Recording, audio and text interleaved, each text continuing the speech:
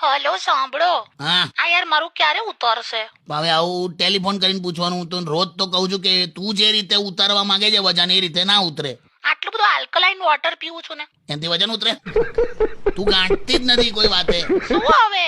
આમાં કેવું હતું પહેલું, પેલા લોકો શું કરે ખબર છે? પાપ કર્યા પછી ગંગા નદીમાં ડૂબકી મારી અને પછી ગંગાજળ પી નાખતા હતા. એ જ રીતે આ પીઝા, બર્ગર, છોલે ભટુરે ખાઈને પછી છેલ્લે ગ્રીન ટી પી નાખે છે. તો થાય કશું? અરે મને કોઈ કીધું છે કે ગ્રીન ટી થી ઓછું થાય. પણ આગળ પીઝા બર્ગર નું બધું ઉલ્લેખ કર્યો છે.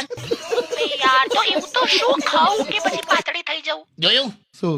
આમાં પણ વિચાર તો તને ખાવાનો જ આવ્યો કે શું ખાવું કે પાતળી. અલા એ જ બંધ કરવાનું છે. તમે પણ શું યાર? હું હશે જેલી? ઓછું ખા ને હેલ્ધી ખા.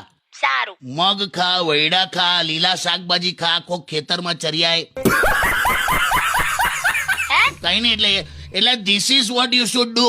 યા you have asthma in your talk. હું બોલી હા? હું કે? એટલે પેલું કહેવાય ને you have asthma in your talk, એટલે તમારી વાતમાં દમ છે. એને અસ્થમા કહેવાય? તું મૂકી દે યાર. Oh my God.